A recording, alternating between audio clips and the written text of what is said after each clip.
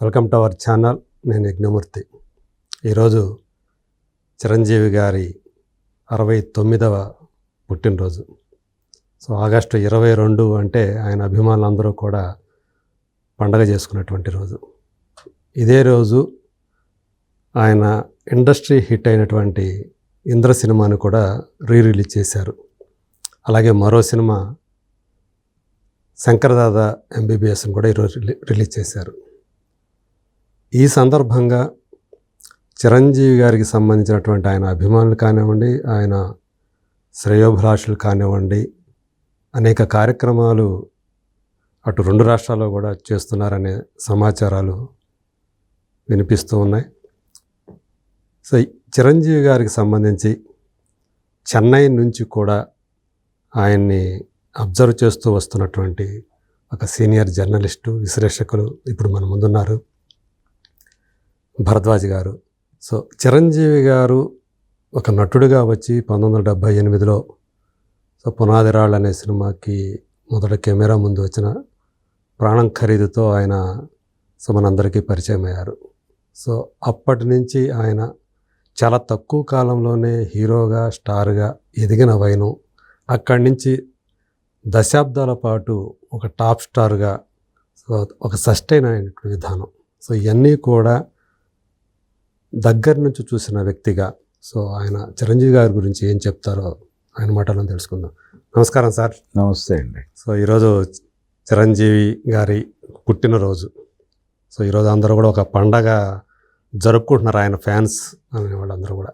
So megastar అని రకరకాల ఆయనకు ఉన్నటువంటి, మొదట్లో సుప్రీం హీరో అన్నారు, తర్వాత స్టార్ అన్నారు, తర్వాత మెగాస్టార్ అన్నారు.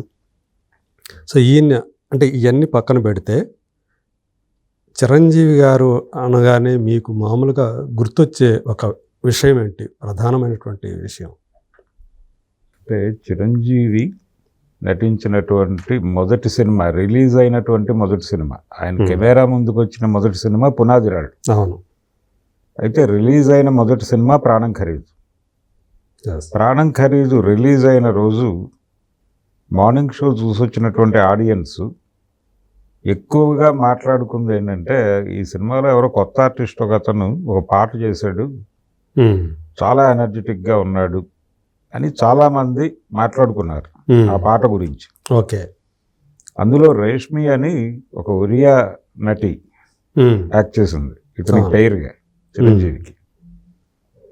ఆవిడ ఇతను కలిసి చేసినటువంటి జాలాజీ గారి గీతం, జానపద గీతం ఉంటుంది, ఆనంద్ బాడేట్, అది ఆనంద్ జానకి.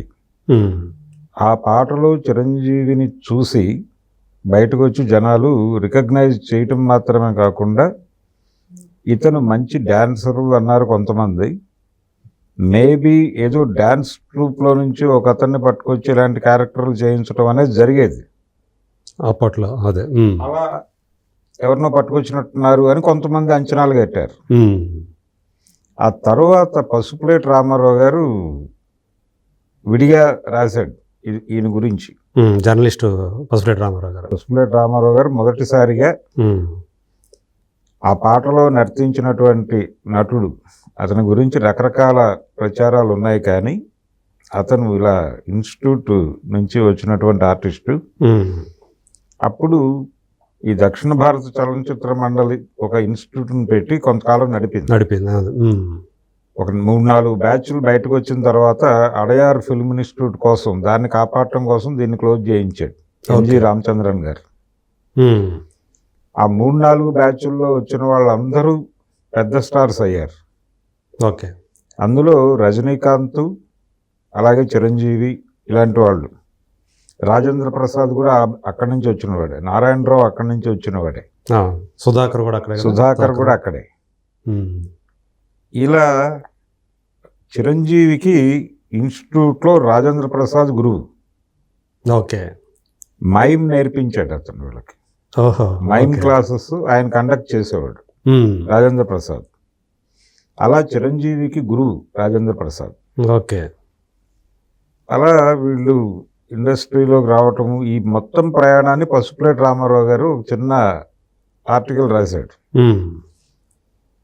రాసేసరికి అది పబ్లిష్ అయింది. చిరంజీవి గారికి ఎవరో చూపిస్తే ఆయన విపరీతంగా ఆనందపడిపోయి ఆయన కలిసి అభినందిద్దామని, థ్యాంక్స్ చెప్దామని వెళ్ళి ఆయన కోసం తిరిగి ఆంధ్ర క్లబ్లో ఉన్నాడని తెలిస్తే అక్కడికి వెళ్ళి ఆయన ఏదో మీటింగ్లో ఉంటే లోపల ఏదో కవరేజ్ కోసం వెళ్ళాడు. ఆయన కవరేజ్ నుంచి బయటకు వచ్చిన తర్వాత ఆయన్ని పట్టుకుని అక్కడే మొదటిసారి అలా ఒక జర్నలిస్ట్ నన్ను ప్రపంచానికి పరిచయం చేశాడు అనేటువంటి ఆనందాన్ని చాలా సందర్భాల్లో పంచుకున్నాడు. అవును అవును.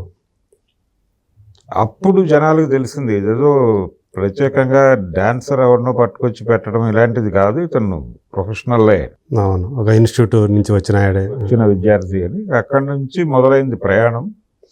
రెండోది, చిరంజీవి జీవితంలో చాలా మైలురాళ్ళు కనిపిస్తాయి, చాలా విచిత్రమైనటువంటి సందర్భాలు. తను ఇండస్ట్రీలోకి ఎంట్రీ ఇచ్చినటువంటి సందర్భంలో ఉన్నటువంటి పెద్ద హీరోలు అందరూ కూడా 60ల దగ్గరికి వస్తున్నారు. రామారావు గారు 60లోకి వస్తున్నాడు అప్పుడే. అలాగే నాగేశ్వరరావు గారు 58 అప్పుడు. కృష్ణ గారు వీళ్ళు కూడా 40 దాటేశారు. 40 దాటేశారా?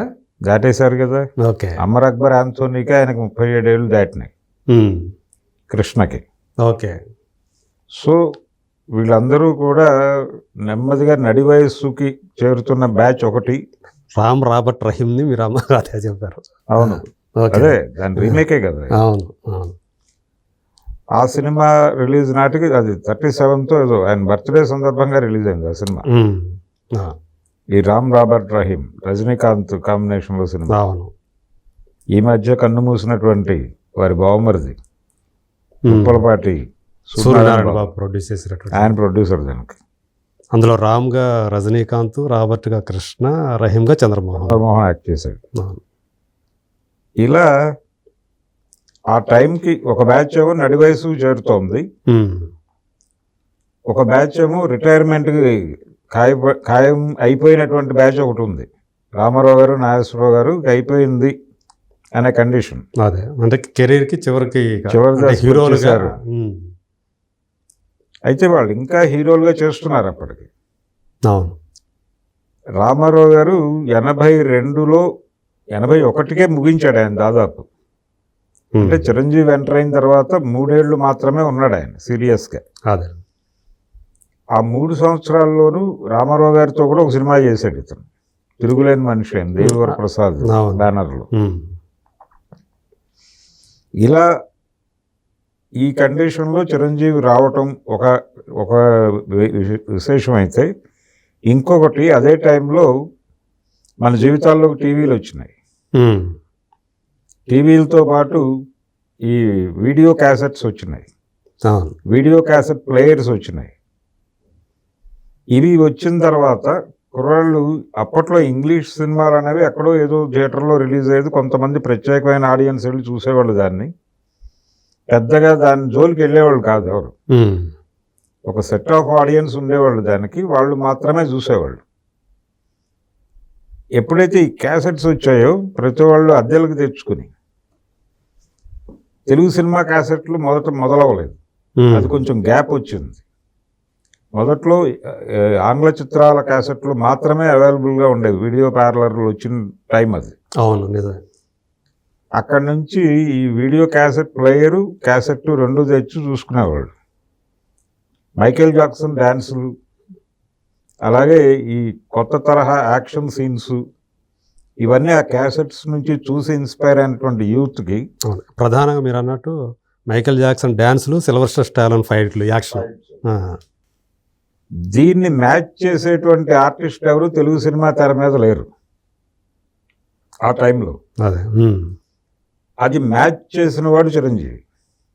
అది ఒక చారిత్రక అంశం చిరంజీవి జీవితంలో. ఓకే. అది ఆయన సక్సెస్ కూడా.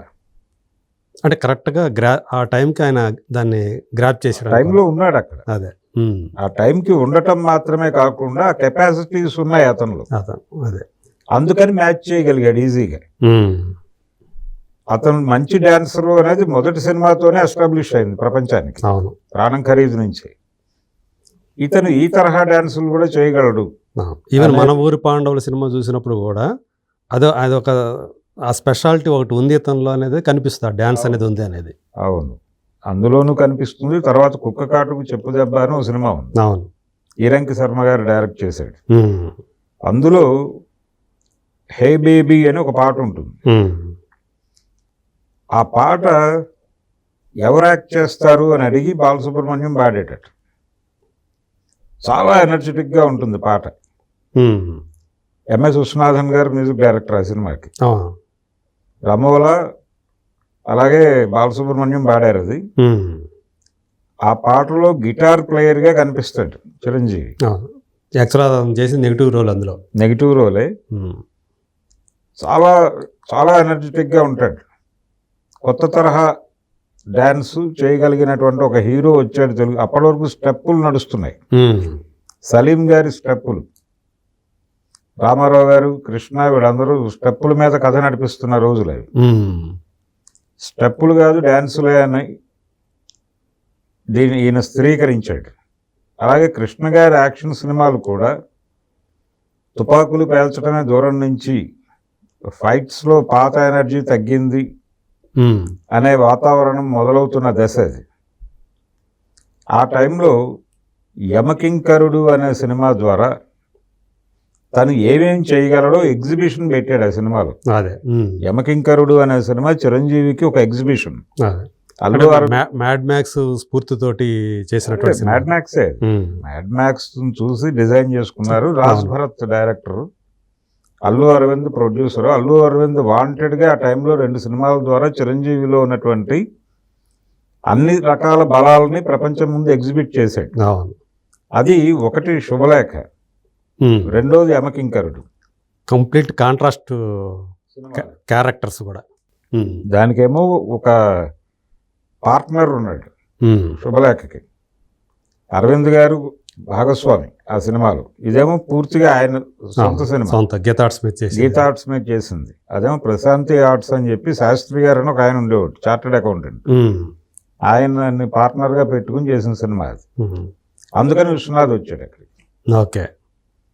సరే, విశ్వనాథ్తో సినిమా చిరంజీవి గారు ఫస్ట్ ఫిలిం, మొదటి సినిమా. ఆయనతో ఒక విచిత్రమైన ప్రయోగం చేయించాడు ఆయన విశ్వనాథ్ గారు. భారతదేశంలో ఉన్న అన్ని నృత్య రీతులని చిరంజీవి మీద ప్రయోగం చేశాడు ఆయన. ఒక ఫ్రిజ్ అడ్వర్టైజ్మెంట్ ఉంటుంది ఆ సినిమాలో. అవును. దశరథవర కుమారుడనైతిని అని ఒక పాట తీసుకుని ఉమ్. దానిలో భరతనాట్యం చేయిస్తాడు, కూచిపూడి చేయిస్తాడు, ఒడిస్సీ చేయిస్తాడు, కథక్ చేయిస్తాడు, కథకళి చేయిస్తాడు. దాని ద్వారా అదొక టెస్ట్ అతనికి. ఉమ్. అంటే అతను ప్రొఫెషనల్ డాన్సర్ కాదు, అతను ప్రొఫెషనల్ క్లాసికల్ డాన్సర్ కాదు. శేషు మాస్టర్ దగ్గర ట్రైనింగ్ తీసుకుని వచ్చి చేసేళ్ళాడు. ఉమ్. ఇతను అంత డెడికేటెడ్గా చేస్తాడా లేదా అనేది పరీక్షించాడు విశ్వనాథ్ గారు. పరీక్షించడానికి కారణం ఏమిటంటే ఆయన బుర్రలో అప్పటికే సాగర సంగమం కథ ఉంది. ఉమ్. సాగర సంగమం కథకి ఒక 2 సినిమాల కలయిక అది. చార్లీ చాప్లిన్ గారి సిటీ లైట్స్ అనే సినిమా, అలాగే ఆయనది కాకజ్ కా పూల్ గురుదత్తుది. ఓకే. ఈ రెండింటిని మిక్స్ చేసో సినిమా చేయాలనే ఐడియాతో ఉన్నాడు ఆయన. ఉమ్. ఆ టైంలో ఆయన బుర్రలో ఉన్నటువంటి ఆలోచన ఏంటంటే భారతీయ నృత్యం అనే దాన్ని ఎస్టాబ్లిష్ చేసేటువంటి ఒక హీరో క్యారెక్టర్. అది తన మీద వర్కౌట్ అవుతుందా కాదా అనేది ఇది టెస్ట్. ఓకే. ఒక ప్రయోగం చేశారు. వర్కౌట్ అయింది. చిరంజీవి నాయన్ని ఫిక్స్ అయిపోయాడు ఆయన. ఉమ్. ఫిక్స్ అయిపోయిన తర్వాత అది ఒరిజినల్గా పేపర్ మీదకి వచ్చిన తర్వాత మార్కెట్ గొడవలు వచ్చినాయి. అంటే సౌత్ ఇండియా మార్కెట్ని క్యాప్చర్ చేయడానికి చిరంజీవి కెపాసిటీ చాలదని అప్పుడు కమల్ హాసన్కి వెళ్ళారు. ఓకే. సినిమా మార్కెటింగ్ లేకపోతే యాక్చువల్గా అది కూడా ఆయన చేయాల్సింది, అసలు చిరంజీవి చేయాల్సిన సాగర్ సంగమం. ఆ విధంగా కమల్ హాసన్ అకౌంట్లోకి వెళ్ళింది అది. ఓకే. అయితే చిరంజీవిలో ఉన్నటువంటి ఏదైనా సరే నేర్చుకుని దాన్ని పెర్ఫామ్ చేయగలడు అనే కాన్ఫిడెన్స్ ఇండస్ట్రీకి ఇచ్చింది శుభలేఖ సినిమా. ఇంకొక విచిత్రం ఏంటంటే చిరంజీవిని అప్పటి వరకు ప్రతి ఒక్క డైరెక్టరు అంటే నెగిటివ్ క్యారెక్టర్లు చేస్తున్నాడు అప్పటికి. అదే బాలచంద్ర గారి ఇది కథ కాదు సినిమాలో అవును ఒక సాడిస్ట్ మొగుడు క్యారెక్టర్ చేశాడు. అది తమిళ్లో రజనీకాంత్ చేశాడు, ఇక్కడ చిరంజీవి చేశాడు. జయసుధ ఆపోజిట్. జయసుధ. అందులో విచిత్రం ఏంటంటే అది బాలచంద్ర గారి క్రియేషనా లేకపోతే డైలాగ్ రైటర్ గణేష్ పాత్ర క్రియేటివిటీయా అనేది తెలియదు, కానీ ఆ సాడిస్ట్ మొగుడు పాత్రకి సుగుణాకర్రావు అని పేరు పెట్టారు. ఆ సుగుణాకర్రావు క్యారెక్టర్ని చిరంజీవి పెర్ఫామ్ చేశాడు. అది అద్భుతంగా పెర్ఫామ్ చేశాడు. అంటే పేరుకు పూర్తి వ్యతిరేకంగా ప్రవర్తించే పాత్ర. వంట ఎలా ఉంది అని అడగవే అని అడుగుతాడు. పర్వాలేదు రండి అంటుంది భార్య జయసుధ. అంటే లేదు అడుగు అంటాడు. చాలా చాలా పొలైట్గా అడుగుతాడు. సరే వంట ఎలా ఉంది అంటుంది. పెంటలా ఉంది అంటాడు.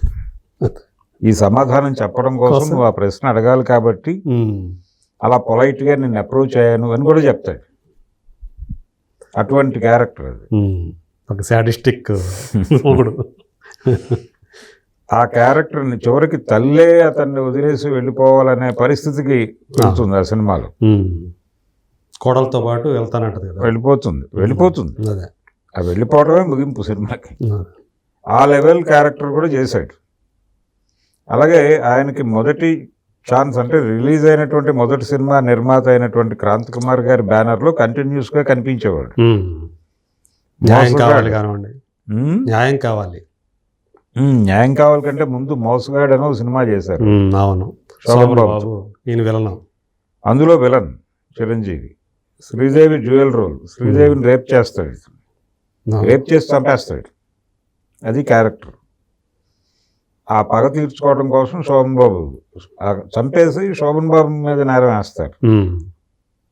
తను జైలు నుంచి బయటకు వచ్చి తను చంపేస్తాడు. అది కథ. అందులో మెయిన్ విలన్ చేశాడు చిరంజీవి. ఈ టైంలో అయన్ మూర్తి గారు అని ఒక ఆయన ఉండేవాడు, పాత డైరెక్టర్. రామారావు గారికి అసిస్టెంట్గా పనిచేశాడు డైరెక్షన్ సీతారామ కళ్యాణానికి.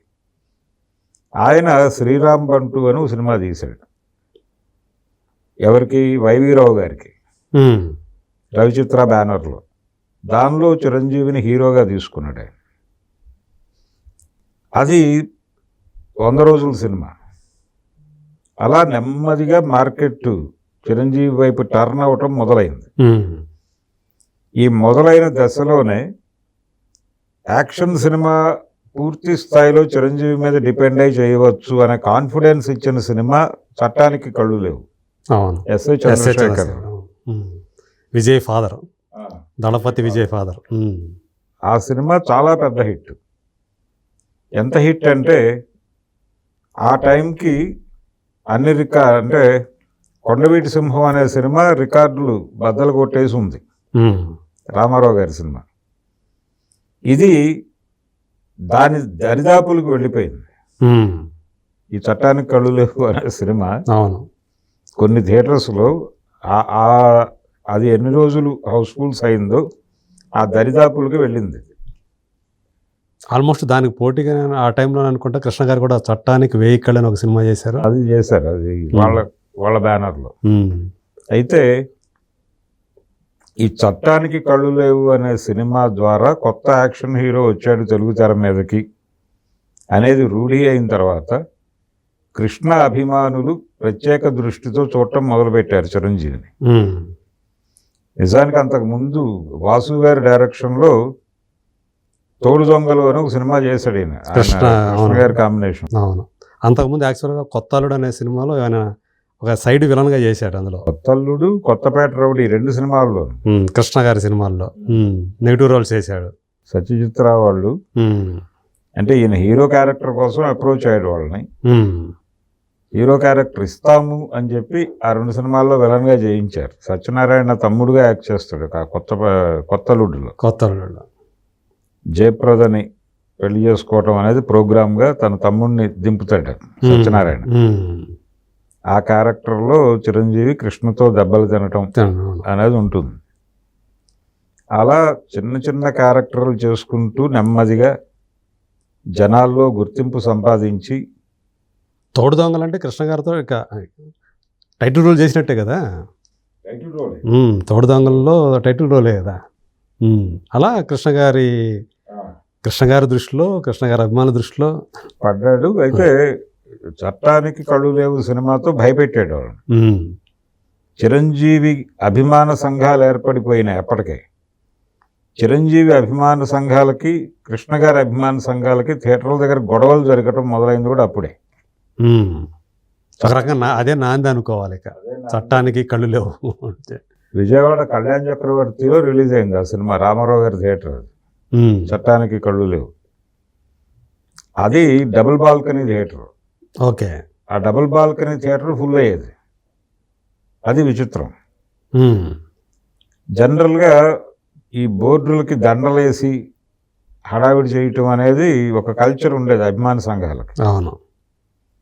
ఇలా దండేసి వీళ్ళు ఒక ఫెస్టివ్ మూడ్లో ఉండగా కృష్ణాభిమానులు వచ్చి వెటకారంగా మాట్లాడటంతో కొట్టుకున్నారు. ఒక మనిషి చనిపోయాడు, కృష్ణాభిమాని చనిపోయాడు ఆ రోజు ఉహుం, ఓకే. కళ్యాణ్ చక్రవర్తి థియేటర్ దగ్గరే. ఉహుం, అది కేసు అయింది, చిరంజీవి అభిమానులు అరెస్ట్ అయ్యారు. ఓకే. అలా అది దొమ్మిగా మారి ఫైనల్గా కేసు పోయింది, ఎవరికి సీరియస్ శిక్షలు పడలేదు. ఓకే. ఉమ్, అదొక సందర్భం. ఈయన రైజ్ మొదలైంది అనేది ఇండికేట్ చేసినటువంటి సినిమా అది. ఉమ్, రామారావు గారు రాజకీయాల్లోకి ప్రవేశించిన తర్వాత నెక్స్ట్ సూపర్ స్టార్ నేనే అని కృష్ణ గారు ఫిక్స్ అయి ఉన్నాడు. అందుకని మరి ఆ మాస్లోకి వెళ్ళింది ఆయనే కదా, రామారావు గారి తర్వాత అనేది అప్పుడు. అంటే దాదాపుగా 77 నాటికి ఉమ్, ఎన్టీఆర్, నాగేశ్వరరావు అనే వరుస చెదిరిపోయింది. ఉమ్, చెదిరిపోయి ఎన్టీఆర్ కృష్ణ ఉమ్, అని ఒక కొత్త ఇది వచ్చింది అదే. ఉమ్, వరుస. అప్పటి వరకు ఏంటి, రామారావు, నాగేశ్వరరావు 1-2 పొజిషన్స్, ఉమ్, 3 ఎవరు అనేది కాంతారావు ఒక టైంలోను, ఇలా ఆ నెంబర్ మారుతూ ఉండేది. అదే థర్డ్ పొజిషన్ మారుతూ ఉండేది. ఉమ్, కృష్ణ నెమ్మదిగా 77 నాటికి సెకండ్ పొజిషన్లోకి వచ్చాడు, నాగేశ్వరరావు గారిని దాటేసి తప్పించి. అక్కడి నుంచి కృష్ణ అభిమానులకి, రామారావు గారి అభిమానులకి క్లాష్లు ఉంటాయి. ఘర్షణలు జరిగేవి థియేటర్ల దగ్గర. ఉమ్, ఈ ప్రాసెస్లోనే ఆయన రాజకీయాల్లోకి వెళ్ళిపోయాడు. అంటే 77 నుంచి రామారావు గారి రైజ్ మొదలైంది, ఉమ్, విపరీతమైన రైజు. అంటే ఒకే సంవత్సరం 3 175 డేస్ సినిమాలు పడ్డాయి. అడవి రాముడు వచ్చిన కాలం అది. కర్ణ, దానవేశ్వర 77 కర్ణ. జనవరిలో కర్ణ, ఉమ్, సమ్మర్లో అడవిరాముడు, అక్టోబర్లో యమగోళ. ఉమ్, ఇంకా అక్కడి నుంచి ఆ దరిదాపుల్లో ఇంకో హీరో నిలబడలేని పరిస్థితి వచ్చేసింది. ఉమ్, ఆ రైజు ఆయన రాజకీయాల్లోకి వెళ్ళాడు. అదే ప్రభంజనం. అవును. 82 దాకా. సీఎం అయిపోయాడు. అలాగే ఆ తర్వాత నెక్స్ట్ సూపర్ స్టార్ అని నేనే అనుకున్నాడు. జ్యోతిచిత్ర వాళ్ళు కంటెస్ట్ పెట్టినప్పుడు మొదటిసారి గెలిచింది ఎన్టీఆర్. ఉమ్, బ్యాలెట్ పెట్టారు వాళ్ళు, జ్యోతిచిత్రాలు కొని ఆ కాగితం చించి పోస్ట్ చేయండి అని. ఆ బ్యాలెట్లో ఎన్టీఆర్ సూపర్ స్టార్ అయ్యాడు. తిరుపతిలో ఆయన సీఎం అయిన తర్వాత తీసుకున్నాడు అది. ఉమ్, అప్పటికి సీఎం అయిపోయాడు. ఓకే. అయిపోయి ఆ ఫంక్షన్కి కోట్ వేసుకుని హాజరయ్యాడు ఆయన సూట్లో. ఉమ్, ఉమ్, ఆ ఫంక్షన్ అయిపోయిన తర్వాత మళ్ళీ పంచి కట్టుకుని సీఎంగా కార్యక్రమాలు నిర్వహించాడు అక్కడ. తిరుపతిలో జరిగింది అది. ఓకే.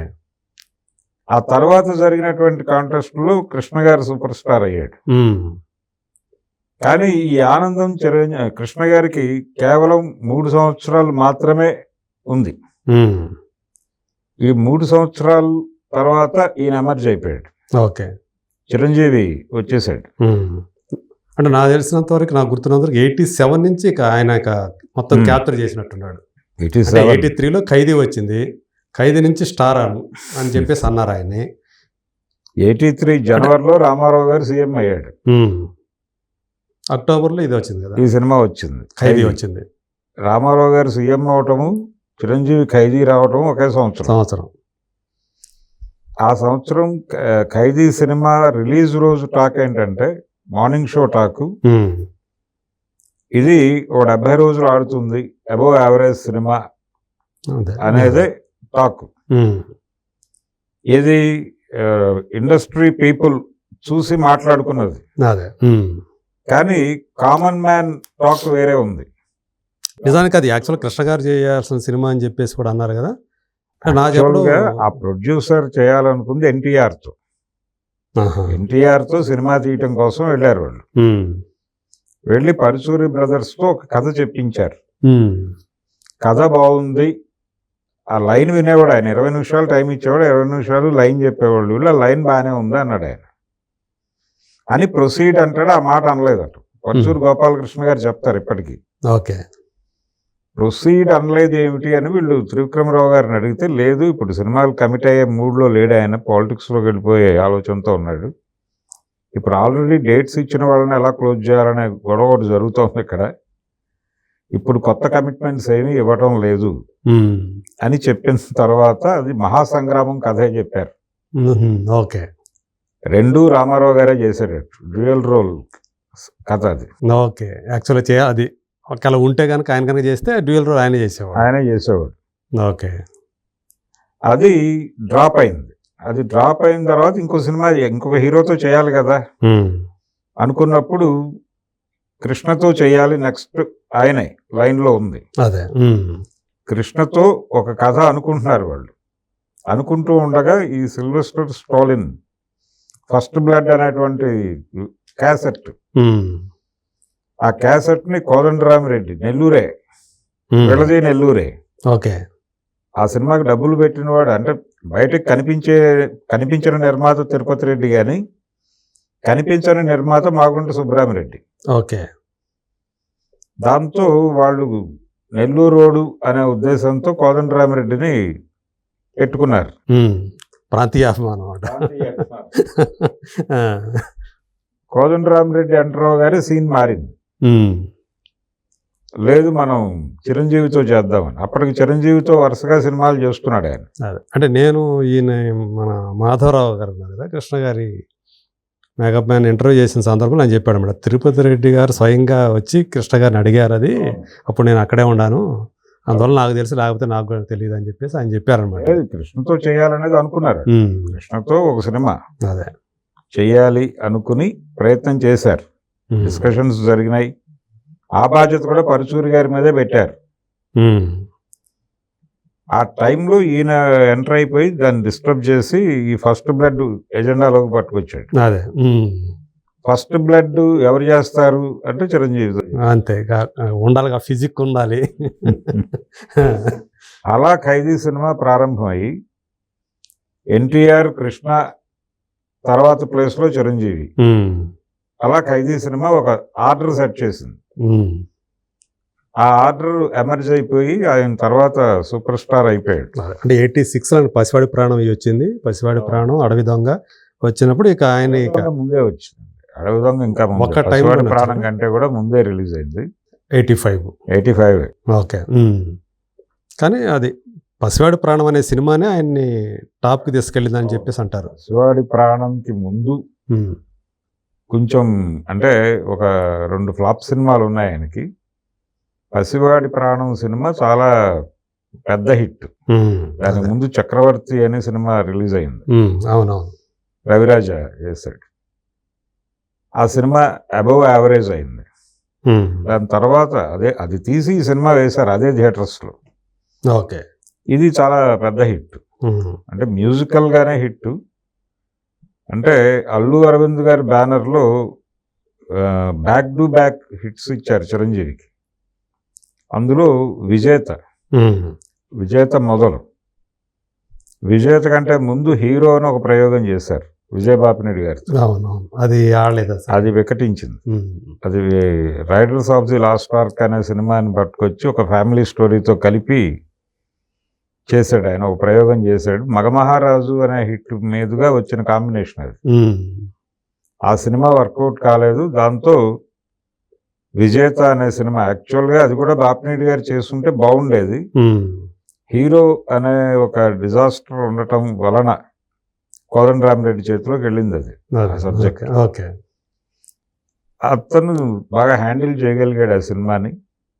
అది హిట్. ఆ తర్వాత అదే బ్యానర్లో కంటిన్యూ అయ్యాడు ఆయన డైరెక్టర్గా. పసివాడి ప్రాణం, దాని తర్వాత అత్తకు యముడు, అమ్మాయికి మొగుడు, అది కూడా పెద్ద హిట్ సినిమా. ఇలా అంటే గీతా ఆర్ట్స్ అలాగే క్రియేటివ్ కమర్షియల్స్, ఉమ్, ఈ రెండూ కూడా చిరంజీవి కష్టాల్లో ఉండగా ఒక హిట్ ప్రొడ్యూస్ చేస్తాయి అనేటువంటి ఒక అభిప్రాయం చిరంజీవి అభిమానుల్లోనే కాదు, సాధారణ ప్రేక్షకుల్లో కూడా వెళ్ళిపోయింది. అవును. ఇలా చిరంజీవి ప్రభావం ఆడియన్స్ మీద మొదలైన తర్వాత చిరంజీవి పేరు నవలల్లో ప్రస్తావించడం అనేది మొదలైంది. నవలా రచయితలు తమ కథల్లో చిరంజీవి ప్రస్తావన తీసుకురావడం ద్వారా ఆ జనరేషన్ని పట్టుకునే ప్రయత్నం చేశారు. అవును. ఉమ్, అది చిరంజీవి సక్సెస్ని రూఢీ చేసింది. అదే మరింత పాపులారిటీ తీసుకొచ్చి పెట్టిందని చెప్పాలి. అంటే ఆయన నవలల్లో కూడా ఆయన ఒక పాత్రలాగా మారిపోతూ వచ్చాడు కదా. మారిపోయారు. అంటే మల్లాది వెంకటకృష్ణమూర్తి గారి 2-3 నవలల్లో చిరంజీవి అభిమానులుగా ఉన్నవాళ్ళు ఉంటారు ఉంటారు. అదే. క్యారెక్టర్లు. అది ఒక దశలో రామారావు గారికి నడిచింది. రామారావు గారి ప్రస్తావన అలా నవలల్లో నడిచేది. అది చిరంజీవికి మొదలైంది. మొదలైనప్పుడు ఇక అతను రూఢి అయిపోయాడు పెద్ద తారగా. అదే. ఇది ఇలా ఎమర్జ్ అవుతూ జనాల్లోకి జనాల్లో అంటే 1 to 10 చిరంజీవి. అప్పుడు ఎప్పుడైతే నంబర్ 1 అనేది ఖాయం అయిపోయిందో, పసివాడి ప్రాణం కంటే చాలా ముందే ఖాయం అయిపోయింది. అది అయిపోయిన తర్వాత 1 to 10 ఇంకెవరూ లేరు అదే అనే మీరు అన్నట్టు ఒక యముడికి మొగుడు, అత్తకు యముడు, అమ్మాయికి మొగుడు, ఇవన్నీ వరుస పెట్టి ఒక వచ్చిండు కదా. జగదేక వీరుడు, అతిలోక సుందరి, తర్వాత ఘరానా మొగుడు. ఘరానా మొగుడు ఎక్కడికో తీసుకెళ్ళి ఆయన. అదే ఘరానా మొగుడు అప్పుడే కదా ది వీక్ ఆయన్ని బిగ్గర్ దాన్ బచ్చన్ అని చెప్పేసి ఒక స్టోరీ, స్పెషల్ స్టోరీ, కవర్ స్టోరీనే వేసింది కదా. కవర్ స్టోరీ వేశారు. అదే అంటే ఏరియా వారి తీసుకోవటం అనేది మొదలైంది. హీరో రెమ్యూనరేషన్గా ఒక ఏరియాని తీసుకోవటం అనేది మొదలుపెట్టిన వాడు చిరంజీవి. రామారావు గారు, కృష్ణ, వీళ్ళందరూ కూడా ఒక రెమ్యూనరేషన్ చెప్పి అది తీసుకుని క్లోజ్ అక్కడితో. ఇది షేర్ తీసుకోవటం, ఇలాంటి ఆలోచనలు మొదలైంది చిరంజీవితో. మొదలైన తర్వాత ఆ ఏరియాలో ఎంత కలెక్ట్ చేస్తే అది రెమ్యూనరేషన్గా స్థిరపడేది. అదే అలా చిరంజీవిని పెంచుకుంటూ వెళ్ళింది ఇండస్ట్రీ. అంటే ఆయన నంబర్ 1గా ఎమర్జీ అవ్వటానికి ప్రధానంగా దోహదం చేసినటువంటి అంశాలు ఏమని మీరు అనుకుంటారు? అంటే తను స్క్రీన్ ప్రెజెన్స్ అండి. ఓకే. చిరంజీవి స్క్రీన్ ప్రెజెన్స్ కోసం చాలా కష్టపడ్డాడు. అన్ని రకాల పాత్రలు చేశాడు. ఇది అది అని కాదు, ఏ తరహా పాత్ర అయినా తను చేయగలడు అనేది ప్రూవ్ చేసుకున్నాడు. ఓకే. రెండోది, జనాల్ని విపరీతంగా ఎంటర్టైన్ చేసేవాడు. అంటే డ్యాన్సుల ద్వారా, ఫైట్ల ద్వారా మాత్రమే కాదు, కామెడీ టైమింగ్ చాలా అద్భుతమైన టైమింగ్ ఉంది చిరంజీవి దగ్గర. చాలా ఎంటర్టైన్ చేయగలడు.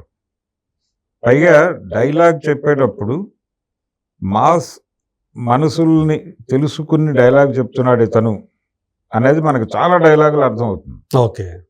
అంటే కొంచెం డ్రామటైజేషన్ అనేది ఉంటుంది ఆయన డైలాగ్ చెప్పే తీరు. అంటే ఎక్కడ డిక్షన్లో ఆయన పర్టికులర్గా ఒక సినిమా దొంగ మొగుడు అనే సినిమా ఉంటుంది. అవును. దాంట్లో దా చూసుకుందాం అనే డైలాగ్, దొంగ క్యారెక్టర్ ఏదైతే ఉందో దానిలో, అంటే దానిలో స్టంట్ మాస్టర్ ఏదో పెట్టాడు ఆ క్యారెక్టర్కి పేరు, ఎండమూరి గారు. ఆ క్యారెక్టర్లో ఆ దా చూసుకుందాం అనేది అతని బాడీ లాంగ్వేజ్, ఆ డైలాగ్ చెప్పే పద్ధతి, అది జనాలకు విపరీతంగా కనెక్ట్ అయిపోయింది. రాధికతో ఆయనతో వచ్చే సీన్లన్నీ కూడా బాగా మంచి ఎంటర్టైన్మెంట్. అవును. అంటే కామెడీ టైమింగ్ చాలా అద్భుతంగా ఉంటుంది. ఒక రకంగా ఆ ఏరియాలో చంద్రమోహన్ అప్పటి వరకు కొంచెం డామినేట్ చేసేవాడు. ఒకవైపు చంద్రమోహన్ని ఇమిటేట్ చేస్తున్నాడా ఇతను అనిపిస్తూనే చిరంజీవి నెమ్మదిగా చంద్రమోహన్ని దాటాడు. ఇది ఆ ఏరియాలో ఆ కామెడీ అనేది, కామెడీ ఏరియాలో వాళ్ళిద్దరూ కలిసి చేసిన సినిమాలు కూడా ఉన్నాయి, ఇంటి గుట్టు ఇలాంటి. అవును. ఇద్దరు హీరోలుగా. అదే చంద్రమోహన్ తర్వాత రోజుల్లో చిరంజీవికి తండ్రిగా నటించాడు ఇద్దరు మిత్రులు అనే సినిమాలో, రాఘవేంద్రరావు గారి సినిమా. అదొక విచిత్రము, విషాదము. అంటే గుమ్మడి గారు అనేక సినిమాల్లో రామారావు గారికి తండ్రిగా నటించాడు. ఆయనకంటే చిన్న వయసు అయినప్పటికీ ఇక్కడ ఆ సమస్య లేదు. అయినప్పటికీ అది కొంచెం వింతగా చెప్పుకున్నారు ఆ టైం. ఎందుకంటే మరి ఈయన యాక్టర్కి వచ్చినప్పుడు ఆయన మంచి హీరో కదా చంద్రమోహన్, ఈయన చిన్న చిన్న క్యారెక్టర్లు చేసుకునేవాడు. అలా ఎంటర్టైన్ చేయగలడు. పైగా యాక్షన్ సీన్స్లో యమకింకరుడు సినిమాలో తను చేసిన ఫైట్స్ విపరీతంగా కనెక్ట్ అయినాయి జనాలకి. అవును, రిస్కీ ఫైట్స్, డూపు లేకుండా చేస్తున్నాడంట. తర్వాత గూండా అనే సినిమాలో ఒక ట్రైన్ ఎపిసోడ్ ఉంటుంది. ఆ ట్రైన్ అంటే మూవ్ అవుతున్నటువంటి ట్రైన్లో కింద నుంచి ఇటువైపుకి వస్తాడు. అదే ఆ షాట్ డూప్ పెడతానన్నా వద్దని చెప్పి తను చేశాడు. ఇది ఒక ఎక్స్పీరియన్స్ చెప్పాడు. ఈ మధ్య ఒక ఫంక్షన్లో చిరంజీవి ఎన్టీఆర్తో తను చేసినటువంటి తిరుగులేని మనిషి సినిమా సందర్భంగా ఇద్దరూ కలిసి ఒక ఫైట్లో పాల్గొన్నారు. ఎన్టీఆర్, చిరంజీవి ఇద్దరు చేతులు పట్టుకొని ఇలా దూకాలి, విలన్స్ మీదకి దూకాలి అనేది షాట్. రామారావు జస్ట్ మూమెంట్ ఇచ్చి ఆగిపోయాడు, ఇతను దూకేశాడట. దూకిన తర్వాత పిలిచి తిట్టాట ఆయన, ఏంటి అలా దూకేవని. దూకమన్నారు కదండి డైరెక్టర్ గారు, అందుకని దూకాను అన్నట్టు. నువ్వు మూమెంట్ ఇస్తే చాలు, దూకక్కర్లేదు. దూకేవాళ్ళు వేరే ఉంటారు. దూకేవాళ్ళు వేరే ఉంటారు. ఇప్పుడు దూకాను కదండి, నాకేం కాలేదు కదా అన్నట్టు. ఇప్పుడు ఏం కాలేదు, ఓకే. 50 అయితే షూటింగ్ ఆగిపోద్ది కదా. అదే షూటింగ్ ఆగిపోతే ఎంతమందికి నష్టమే కదా, నిర్మాతకు మరింత చాలా నష్టం. అదే అందుకని నువ్వు చేయగలిగి ఉండొచ్చుగాక, కానీ చేయకు. ఇలాంటి పనే నేను చేసి ఆ రోజుల్లో బిఏ సుబ్బారావు అని ఏడిపించాను. బుల్ ఫైట్ చేశాడని పల్లెటూరు పిల్లలు. ఆ బుల్ ఫైట్లో యాక్సిడెంట్ అయ్యి చెయ్యి విరిగిపోయి షూటింగ్ ఆగిపోయినటువంటి పరిస్థితి. అవన్నీ చెప్పాట అతను కూర్చోబెట్టి రామారావు గారు. అందుచేత నువ్వు ఎంతవరకు చెయ్యాలో అంతవరకు చెయ్యి, అంతకు మించి చేయకు అని చెప్పిన తర్వాత చేసింది గూండా సినిమా. అయినా కానీ చేశాడు. అంటే ఆడియన్స్లో రెండోది, తను చాలా సినిమాల్లో ఆ టైంలో పర్టికులర్గా కొత్త బైక్స్ వస్తున్న టైం అది ఇండియాలోకి. అంటే ఈ బుల్లెట్ ఇవన్నీ, అంటే ఎస్డీలు ఇవన్నీ వస్తున్న టైం. అప్పటి వరకు మనకి బైక్ అంటే బుల్లెట్ ఇవన్నీ ఉండేవి, ఎస్డీ ఇవన్నీ ఉన్నాయి ఆల్రెడీ. ఎక్కువ రాజ్దూత్ ఎక్కువ కనిపించేది. వీటి నెక్స్ట్ లెవెల్ బైక్స్ వస్తున్నాయి. ఓకే, ఈ సుజుకి కంపెనీలు ఇవన్నీ అప్పుడే బైక్స్ ఇంట్రడ్యూస్ చేస్తున్నాయి ఇండియన్ మార్కెట్కి. ఓకే, ఆ వస్తున్న కొత్త తరహా బైకుల మీద విన్యాసాలు చేయటం అనేది చిరంజీవి సినిమాల్లో మొదలైంది. ఆ విన్యాసాలు ఏ లెవెల్లో చేసేవాడంటే, ఇతను ఆ బైక్ మీద వెళ్తున్నటువంటి బైక్ మీద నుంచి దూకేసినటువంటి షాట్స్ చాలా ఉండేవి చిరంజీవి సినిమాల్లో. కిరాతకుడు సినిమాలో ఒక పాట ఉంటుంది, నన్నీ లోకం రమ్మన లేదు అని, ఆత్రేయ గారి పాట. దాంట్లో సరదాగా నేను వచ్చేసాను అనేటువంటి ఒక షాట్, బైక్ మీద అలా వచ్చి బైక్ మీద నుంచి అలా దూకేస్తాడు కిందకి, అది అలా వెళ్ళిపోతుంది. ఇలాంటి షాట్స్ అన్నీ చేసేవాడు. అది జనాలకు విపరీతంగా కనెక్ట్ అయ్యేది. అంటే కొంచెం జిమ్నాస్టిక్స్ కూడా మిక్స్ చేసేవాడు. అదే అందుకని చిరంజీవి ఎనర్జెటిక్గా ఉండటం మాత్రమే కాదు, తెర మీద చాలా యాక్టివ్గా ఉంటాడు. అతన్ని చూసి ఛార్జ్ అయ్యేవాళ్ళు జనాలు. క్రాంతి కుమార్ గారు ఒక మాట చెప్పేవాడు, జనరల్గా హీరో కమర్షియల్ సినిమా ఎలా ఉండాలి అంటే, కమర్షియల్ సినిమా రిలీజ్ అయిన థియేటర్ ముందు కూర్చుని నిలబడి చూస్తే, బయటకు వస్తున్నటువంటి మార్నింగ్ షో చూసి బయటకు వస్తున్నటువంటి ఆడియన్స్ కాళ్ళు చూస్తే సినిమా హిట్టో ఫట్టో చెప్పొచ్చు అనేవాడు ఆయన. ఆయన లెక్క ఏంటంటే, థియేటర్లోకి నీరసంగా వెళ్ళిన ప్రేక్షకుడు సినిమా చూసి చాలా ఉత్సాహంగా బయటకు రావాలని చూస్తే సినిమా హిట్టే. నీరసంగా బయటకు వస్తున్నారంటే సినిమా అయిపోయిందని అక్కడే డిసైడ్ అయిపోవచ్చు అని. ఓకే, చిరంజీవి సినిమాలకు వెళ్ళి ఛార్జ్ అయ్యి బయటకు వచ్చేవాళ్ళు జనాలు. అది ఆయన సక్సెస్ సూత్రం. అది జనాల్ని ఎంటర్టైన్ చేయడానికి ఏం చేయాలనేది అన్ని రకాల కసరత్తులు చేసేవాడు అతను. అంటే రైటర్ల మీద భారం వేయటమో, డైరెక్టర్ల మీద భారం వేయటమో కాదు, తను కూడా తీసుకునేవాడు. దాన్ని తను తీసుకుని తను కసరత్తు చేసేవాడు. కసరత్తు ఒక్కొక్కసారి వికటించి ప్రొడ్యూసర్లు తిట్టేవాళ్ళు, అతను దాన్ని భరించేవాడు. శివుడు శివుడు శివుడు అని ఒక సినిమా ఉంది. అవును. ఆ సినిమాలో స్క్రిప్ట్ ప్రకారమే సినిమా ఉండాలి అని నమ్మినటువంటి ప్రొడ్యూసరు క్రాంతి కుమార్. కాగితం మీద ఏం పెట్టామో అదే తీయాలి. ఒక షాటు వాళ్ళు కాగితం మీద రాసుకున్న షాటును కోదండరామిరెడ్డి తీస్తున్నాడు. తీసేటప్పుడు ఇది ఇలా ఉంటే ఇంకొంచెం ఎనర్జెటిక్గా ఉంటుంది అని ఇతను సలహా చెప్పాడు చిరంజీవి. ఆయనకి కన్విన్సింగ్గా అనిపించింది కోదండరామిరెడ్డికి. వీళ్ళిద్దరి మధ్య అద్భుతమైనటువంటి స్నేహం మొదలైన దశ అది. అదే. అవును, నువ్వు చెప్పింది బాగానే ఉంది, ఇలాగే చేద్దామని చెప్పి తను షూట్ చేస్తున్నాడు. చేస్తూ ఉండగా ఆయనకేమో స్క్రిప్ట్లో లేదు, ఇది లేనిది ఏదో చేస్తున్నారని ఆయన వచ్చి ఇద్దరిని తిట్టాడు. ఇద్దరు ఆ రోజు క్లోజ్ అయిపోయింది, ప్యాకప్ చెప్పేశారు, ఎవరు మానాన్ని వాళ్ళు వెళ్ళిపోయారు. మర్నాడు చిరంజీవి వచ్చాడు కానీ కోదండరామిరెడ్డి రాలేదు సెట్కి. ఏమైపోయాడు డైరెక్టర్ అని చెప్పి నేను ఇంటికి, అప్పుడు ల్యాండ్ లైన్సే కాబట్టి ఫోన్ చేస్తే లేదంటే రాత్రి హైదరాబాద్ వెళ్ళిపోయారు ఆయన అని ఇంట్లో వాళ్ళు చెప్పారు. హైదరాబాద్ వెళ్ళిపోవటం ఏంటి, షూటింగ్ పెట్టుకుని అని క్రాంతి కుమార్ గారు కన్ఫ్యూజ్ అయ్యి, అయినప్పటికీ షూటింగ్ ఆగకూడదని ఆయనే డైరెక్ట్ చేసి ఆ రోజు అనుకున్న సీన్స్ ఇంకా కోదండరామిరెడ్డి లేడు ఆ బ్యానర్లో. అదే. అది ఆ సినిమా మధ్య నుంచి వెళ్ళిపోయాడు ఆయన. మిగిలిన భాగం ఈయనే కంప్లీట్ చేసుకుని కోదండరామిరెడ్డి పేరే పెట్టి రిలీజ్ చేశాడు సినిమాని. చిరంజీవి కూడా హర్ట్ అయి వెళ్ళిపోవాలి యాక్చువల్గా ఆ ముందు రోజు ఆయన తిట్టిన పద్ధతికి. నిజానికి అడ్వైజ్ చేసింది తను. ఆ సీన్ ఇలా ఉంటే బాగుంటుంది అని సలహా చెప్పి కోదండరామిరెడ్డిని ఇరికించింది చిరంజీవి.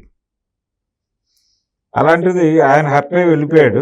తను ఏం చేశాడు, హైదరాబాద్ వచ్చి శ్రీరంగ నీతులు సినిమాకి కమిట్ అయ్యాడు. నాగేశ్వరరావు గారి సినిమా. అంతకుముందు ఆగమని చెప్పాడు వాళ్ళని. ఆగండి, ఈ సినిమా కంప్లీట్ చేసుకుని వస్తానని చెప్పినోడు అది చేయట్లేదు, నేను వచ్చేస్తున్నాను, మీ సినిమాయే మొదలు పెడదామని వచ్చేసాడు. అడ్వాన్స్ తీసుకుని వెళ్ళాడు ఆ రోజు ఇక్కడి నుంచి. కాబట్టి చిరంజీవి అలా అన్నప్పటికీ హర్ట్ అయ్యేవాడు కాదు. ఈ మధ్య ఓపెన్ అవుతున్నాడు కొంచెం. మొన్న ఫ్యామిలీ స్టార్ సందర్భంగా విజయ్ దేవరకొండతో కూర్చున్న రోజున క్రాంతి కుమార్ గారితో తన అనుభవాలు చెప్పే ప్రయత్నం చేశాడు. న్యాయం కావాలి సెట్లో బయట నిలబడి ఉంటే ఎవరో అసిస్టెంట్ డైరెక్టర్ నీ షాట్ ఉందా లోపల ఉండు నువ్వు అన్నాడట. అతను చెప్పాడు కాబట్టి ఇతను లోపలికి వచ్చి నిలబడ్డాడు సెట్లో. ఆయన క్రెయిన్ మీద ఉన్నాడు క్రాంతి కుమార్ గారు.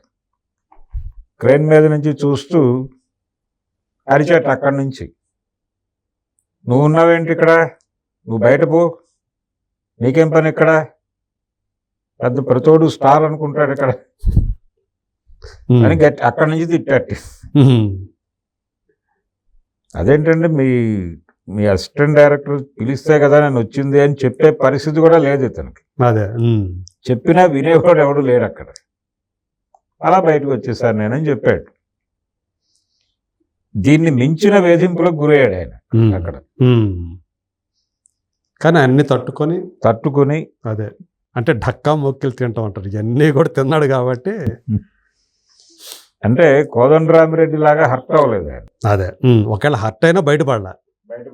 అది ఇప్పుడు రివీల్ చేస్తున్నాడు నెమ్మదిగా. అదే అలనాటి బాధలు. అంటే చాలా మంది అంతే కదా, అలవాటు.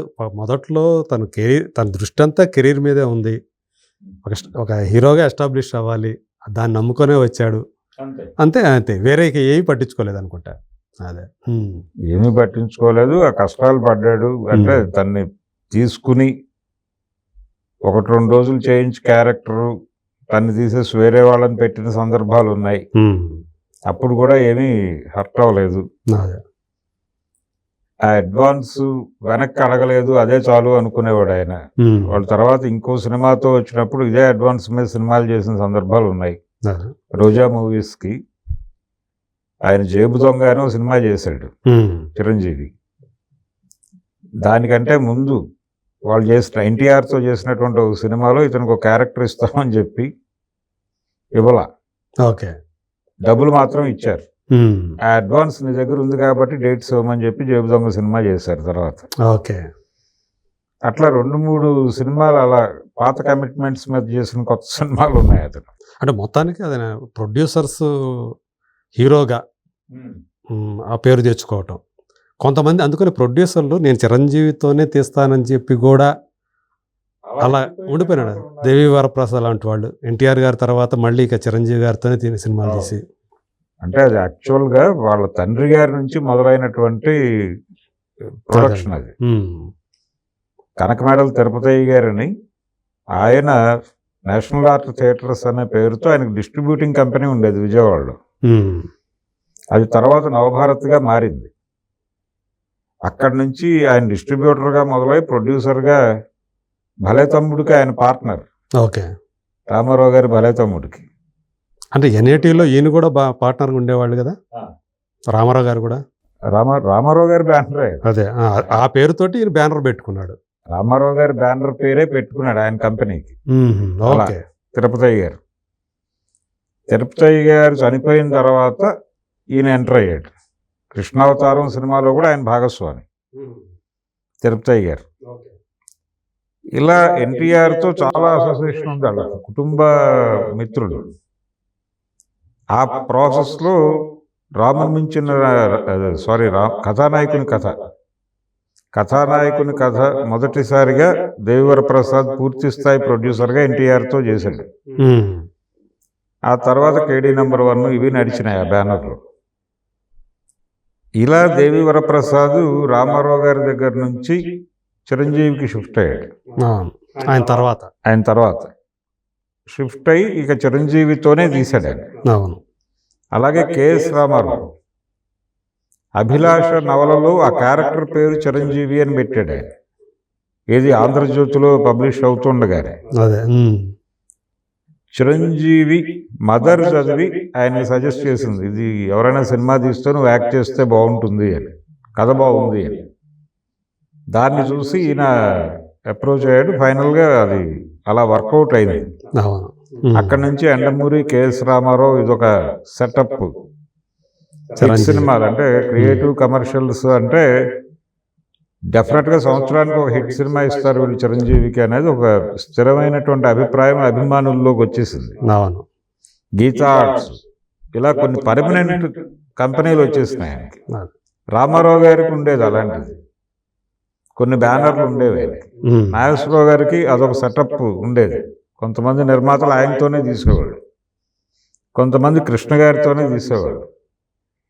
ఇలాంటి ఒక గ్రూప్ని ఏర్పాటు చేసుకోవటం అనేది కూడా చిరంజీవి సక్సెస్లో భాగం. అది ఇన్నేళ్ళు అయిన తర్వాత కూడా ఇప్పుడు 69 సంవత్సరాలు ఇప్పుడు వచ్చారు. ఇప్పుడు సాధారణంగా 60 ఏళ్ళకి వచ్చినాయి అంటే ఇంకా ఆయన స్టార్డమ్ కానివ్వండి, కథానాయకుడుగా ఇక కొత్త జనరేషన్లు వచ్చేస్తూ ఉంటాయి కదా, తన తర్వాత వాళ్ళు నిలదొక్కుకోవటం అనేది చాలా కష్టమైనటువంటి ఒక విషయం కదా. కానీ ఇప్పటికీ చిరంజీవి గారిలో ఇంకా అది ఉండటం అంటే మధ్యలో ఆల్మోస్ట్ 9 సంవత్సరాల గ్యాప్ వచ్చినప్పటికీ కూడా రాజకీయాల వల్ల. సో దీన్ని మనం ఎలా చూస్తారు మీరు? అంటే పొలిటికల్ ఎంట్రీ ఇవ్వటం అనేది ఒక రాంగ్ టైంలో ఆయన నిర్ణయం తీసుకున్నాడు. ప్రజారాజ్యం పార్టీ అదొక విఫల ప్రయత్నం. ఆయన తన సినిమా ఫ్లాప్ అయినట్టుగా మాత్రమే భావించాడు. దాన్ని భావించి అంతకంటే ఎక్కువ రెస్పాండ్ అవ్వలేదు. ఇమ్మీడియట్గా దానికి సంబంధించి మనం కొనసాగాలా వద్దా ఈ ఏరియాలో అనేది ఒక నిర్ణయం తీసుకుని 2014 ఎన్నికలు ఆయన్ని ఇక రాజకీయ ప్రస్థానం ఆపేయటం మంచిది అనేది ఆయనకు ఒక అభిప్రాయాన్ని కలిగించినాయి. ఆ ఎన్నికల్లో ఆయన కాంగ్రెస్ తరఫున స్టార్ క్యాంపెయినర్. తెలంగాణలో వాళ్ళు అనుకున్న పాజిటివ్ రిజల్ట్ రాలేదు, ఏపీలో టోటల్ నిల్లు. ఈ కండిషన్ అంటే ముగ్గురు కలిసి తిరిగారు ఆ టైంలో, కొప్పుల రాజు గారు, చిరంజీవి, డొక్కా మాణిక్యవరప్రసాద్. ఈ ముగ్గురు కలిసి కాంగ్రెస్ పార్టీకి పునరుత్తేజం తేవడం కోసం విపరీతంగా శ్రమించి ఫైనల్గా ఆ తర్వాత ఇంకా కాదు అనేది రూఢి అయిపోయిన తర్వాత ఆయన రాజకీయ సన్యాసం తీసుకోవాలనుకున్నాడు. అనుకుని అక్కడి నుంచి 150వ సినిమా చేయాలి అనే ప్రోగ్రాం మొదలైనప్పుడు చాలామంది వెళ్ళి రకరకాల అంటే పాలిటిక్స్ నుంచి తిరిగి సినిమాల్లోకి వస్తున్నాడంటే కంబ్యాక్ సినిమా కొంచెం పొలిటికల్ టచ్ ఉండేలాగా కథలు పట్టుకుని వెళ్ళారు చాలామంది సామాజిక సమస్యలతో. చిరంజీవి చాలా తెలివైనటువంటి నిర్ణయం తీసుకుని వద్దని చెప్పాడు అవన్నీ. అలాంటి సినిమాలు ఇప్పుడు వద్దు, చేద్దాం తర్వాత అని చెప్పి పక్కన పెట్టి తను ఇండస్ట్రీని వదిలి వెళ్ళేటప్పుడు ఏ ఎనర్జీతో వెళ్ళాడో అదే ఎనర్జీతో ఉన్నాడు అనే విషయం ఆడియన్స్ కన్వే చేయడం కోసం కత్తి సినిమాని చేశాడు. రీమేక్ చేశాడు. అవును. ఖైదీ నంబర్ 150 అనే పేరుతో. అవును. అది వర్కౌట్ అయింది, ఆ స్కీమ్ వర్కౌట్ అయింది. ఆ సినిమా ఆ టైంకి రికార్డ్ కలెక్షన్స్ అనుకుంటున్నటువంటి బెంచ్ మార్క్ ఏదైతే ఉందో దాన్ని రీచ్ అయింది. అదే. సో ఇప్పటికీ చిరంజీవి గారిని అభిమానిస్తున్నారు జనము. ఆయన చెప్పినట్టుగా ఇంటాక్ట్ అంటాడు ఆయన. నేను యాజ్ ఇట్ ఈస్గా అలాగే ఉన్నాను. ప్రాణం ఖరీదు టైంలో చిరంజీవి ఎలా ఉన్నాడు, ఇప్పుడు చిరంజీవి కూడా అలాగే ఉన్నాడు అనేది అనుక్షణం తను తాను అనుకుని ప్రపంచానికి కూడా అదే అభిప్రాయంలో ఉంచడం కోసం విపరీతంగా కృషి చేస్తాడు. అదే. ఈ కసరత్తులో ఆయన ఆ శరీరాన్ని విపరీతంగా కష్టపెడుతున్నాడు అనే అభిప్రాయం కూడా చాలామందికి ఉంది. ఇప్పుడు విశ్వంభర చేస్తున్నాడు ఆయన. దానికి సంబంధించి ఆయన చేస్తున్నటువంటి కసరత్తులకి సంబంధించి వీడియో ఒకటి బయటకు వచ్చింది ఆ మధ్య. ఇదంతా అవసరమా అన్నారు చాలామంది. అవసరమా అంటాడు ఆయన. అవసరమే అంటాడు. అదే. సో ఈ మధ్య వాళ్ళ పాత కాలేజీ మేట్స్తో కలిశాడు ఆయన ఒక 2 years బ్యాక్. కలిసినప్పుడు నాకు ప్రాబ్లం ఉంది ఇలాంటి ఏరియాకి రావడానికి. అంటే అందరూ ఆ ఏజ్లో ఎలా ఉంటారో అలాగే ఉన్నారు, ఈయన అలా లేడు. అదే. ఇక్కడికి వచ్చినప్పుడు నాకు ఏజ్ గుర్తొస్తుంది, అందుకని నేను ఇది అవాయిడ్ చేయాలనుకుంటూనే చేయలేదు. కానీ మీరు కూడా నాలాగా ఉండండి, మళ్ళీ కలిసినప్పుడు నాలాగా మారండి మీరని ఒక సలహా చెప్పి వచ్చేసాడు. అదే. అది సాధ్యం కాదు అనే విషయం తనకి తెలుసు. అదే. అంటే ఇప్పుడు 70వ పడిలోకి అడుగుపెట్టినట్టు లెక్క ఈ రోజుతో ఆయన. 1955. అవును. అంటే ఆగస్టు 22. 70వ ఏట డాన్సులు వేసినటువంటి హీరోలు ఉన్నారు కదా మనకి గతంలో. ఉన్నారు. కాబట్టి ఇబ్బంది ఏం లేదు. ఏంటి అక్కడ కమలహాసన్ రజనీకాంత్ వేస్తున్నాడు, కమలహాసన్ వేస్తున్నాడు. సో అంటే రజనీకాంత్ గారితో పోల్చుకుంటే కష్టపడే విషయంలో ఈయన మరింత శరీరాన్ని ఎక్కువ కష్టపెట్టుకుంటాడు అనిపిస్తుంది. బాలచందర్ గారు ఒక మాట అన్నాడు. బాలచందర్ చిరంజీవిని, రజనీకాంత్ని, కమల్ హాసన్ని కంపేర్ చేస్తూ, కమల్ హాసన్, రజనీకాంత్ వాళ్ళిద్దరూ తమిళ ఇండస్ట్రీకి అవసరం.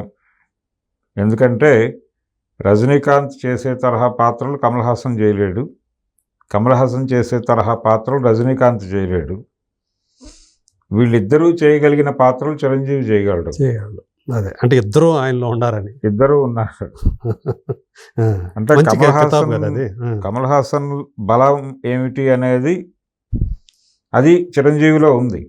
రజనీకాంత్లో ఉన్నటువంటి బలం ఏమిటి అనేది చెప్తారు, అది ఇతనిలో ఉంది. అంటే క్లాసు మాస్ రెండు ఉన్నాయి కాబట్టి చిరంజీవి ఒకటి చాలు తెలుగు ఇండస్ట్రీకి అని అన్నాడు ఆయన. అది అంటే దాన్ని ఆ రోజున సినిమా పత్రికలు ఎలా రాసినాయంటే Kamal Haasan plus Rajinikanth is equal to Chiranjeevi అని పెద్ద హెడ్డింగ్ పెట్టారు. బాలచందర్ గారు ఎప్పుడు అది 47 రోజుల టైంలో అనేసాడు ఆ మాట. అది ప్రారంభ దశ హీరోగా చిరంజీవికి. అందులో కూడా నెగిటివ్ క్యారెక్టరే చేశాడు తను. దానికి ముందు మొగుడు కావాలి అనేటువంటి ఒక పెద్ద హిట్ సినిమా ఉంది. అవును.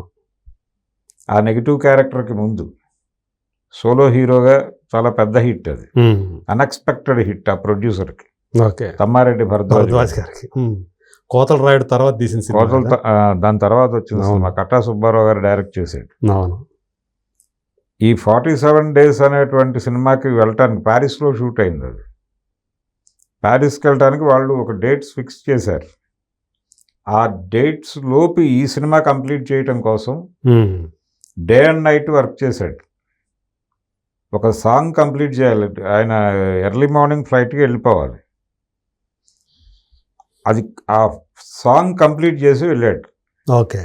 మళ్ళీ రావడానికి టైం పడుతుంది, వీళ్ళు ఏమైపోతారని అంత డెడికేటెడ్గా ఉండేవాడు. ఇంటికి వెళ్ళటం అవేమీ లేవు. ఇక్కడ స్టూడియో నుంచి స్ట్రైట్గా ఎయిర్పోర్ట్కి వెళ్ళిపోయి మళ్ళీ అక్కడ షూటింగ్. ఎంత డెడికేటెడ్గా వర్క్ చేశాడు అతను. అంత ఈజీగా అది తను ఇండస్ట్రీ నుంచి రాజకీయాల్లోకి వెళ్ళేటప్పుడు ఏర్పాటు చేసినటువంటి సభలో చెప్పుకున్నాడు, నేను నా మనసులో ఒకటే, ప్రొడ్యూసర్లను ఇబ్బంది పెట్టకూడదు, డైరెక్టర్లను ఇబ్బంది పెట్టకూడదు, వాళ్ళు ఏది అడిగితే అది డెలివరీ చేయడానికి ఎప్పుడూ రెడీగా ఉండాలి అనేది నేను ఫిక్స్ అయి ఉన్నాను, అదే చేస్తూ వచ్చాను ఇంతకాలం అదే అని చెప్పుకున్నాడు ఆయన. నిజమే, ఆయన విజయ రహస్యం కూడా అదే అనుకుంటా. అదే విజయ రహస్యం. ఏ రోజున అలాగే క్యారెక్టర్ బాగా రావడానికి ఏం చేయాలనేది తన హోంవర్క్ తను విపరీతంగా చేసేవాడు. అదే ఆ హోంవర్క్లో నుంచి వచ్చినవే ఈ మ్యానరిజమ్స్ అన్ని, కొంచెం ఫేస్ టర్నింగ్ ఇచ్చుకో, ఇలాంటివన్నీ. అదే అలాగే ఇందిరాలో గెటప్ కూడా, ఆ గెటప్ వీళ్ళందరూ కలిసి డిజైన్ చేసిన గెటప్ కాదు. చిన్న మీసం కూడా ఇట్లా కట్ చేసి ట్రిమ్ చేసి ఎలా ఉండాలి, విగ్ ఎలా ఉండాలి దగ్గర నుంచి తను డిజైన్ చేసుకున్నది. తను చాలా మందితో కలిసి కూర్చుని దీంతో సంబంధం లేకుండా డిజైన్ చేసి, ఇది మేము వచ్చినటువంటి ఫైనల్గా మాకు అనిపించిన డిజైన్ ఇది అని తను చెప్పిన తర్వాత దాన్ని అడాప్ట్ చేసుకున్నారు. అదే ఓకే. ఇది కొంచెం అంటే ఎంత డెడికేటెడ్గా ఉంటాడు, తను చేస్తున్న పని పట్ల ఎంత డెడికేషన్తో ఉంటాడు చిరంజీవి అనేది ఆయన సక్సెస్కి ఒక రకమైనటువంటి ఇది.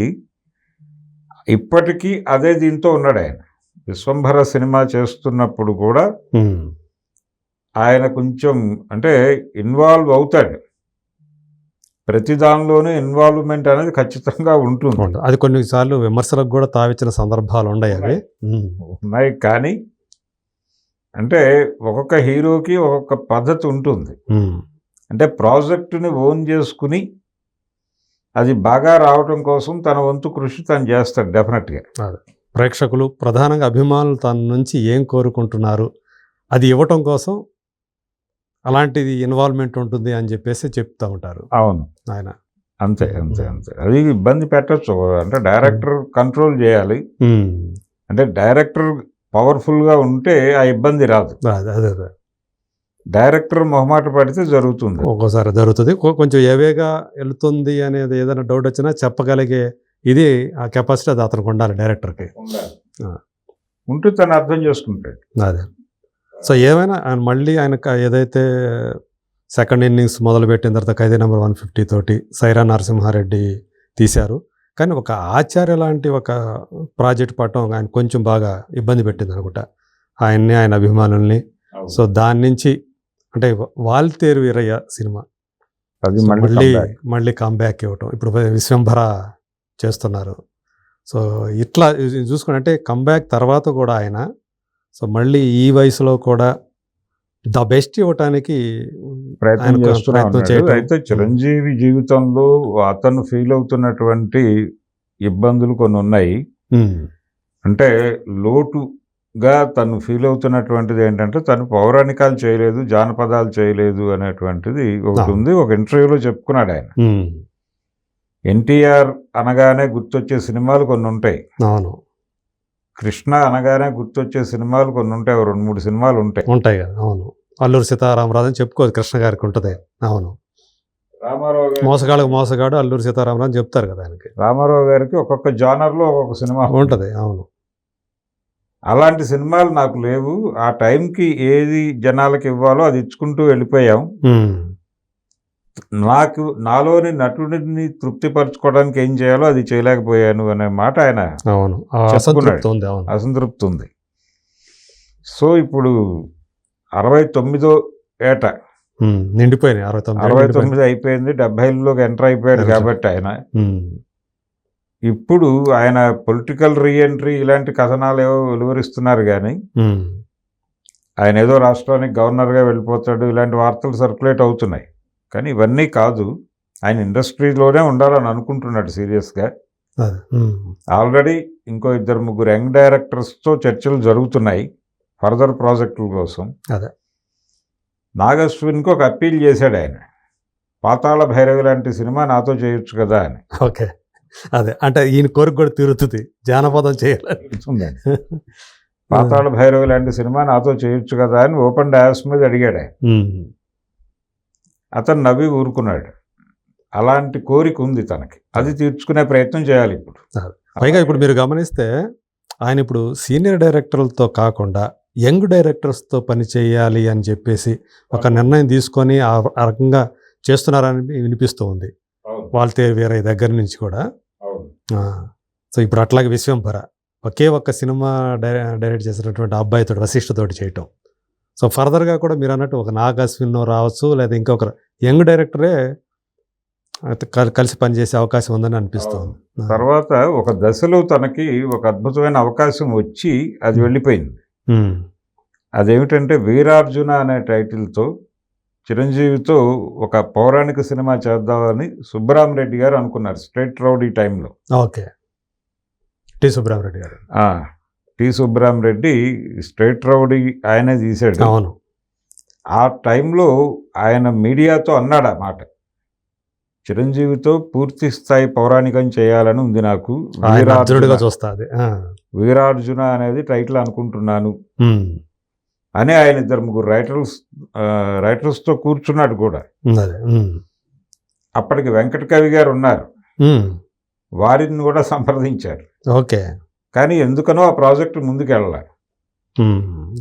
ఇప్పుడు అలాంటి సినిమాలు చేయాలనే తపన ఉంది తనకి. చూద్దాం మరి ఒకవేళ ఇప్పుడు అంటే ఏదైతే తనకి మిగిలిపోయిన కొన్ని గోల్స్ ఉన్నాయో ఇప్పుడైనా ఆయన కంప్లీట్ చేసుకుంటే చూడాలి. పాలిటిక్స్లోకి వెళ్ళే ప్రయత్నం అయితే చేయడు ఆయన ఇప్పుడు. ఎవరు ఆయన ఇంట్రెస్ట్ లేదని కూడా చెప్తున్నారు కదా ఆయన. తన తమ్ముడికి మాత్రం ఆశీర్వాదాలు ఉంటాయని చెప్తున్నాడు, తను మాత్రం మళ్ళీ అలా ఒక స్పెక్యులేటివ్ స్టోరీ సర్క్యులేట్ చేస్తున్నారు కానీ అటువంటిది ఏం లేదు. Right sir, thank you so much. Chiranjeevi గారి బర్త్డే సందర్భంగా ఆయన గురించి చాలా విపులంగా ఇప్పుడు చాలామందికి తెలియని విషయాలని మాకు తెలియజేసినందుకు థ్యాంక్ యూ సో మచ్ అండి. థ్యాంక్ యూ అండి.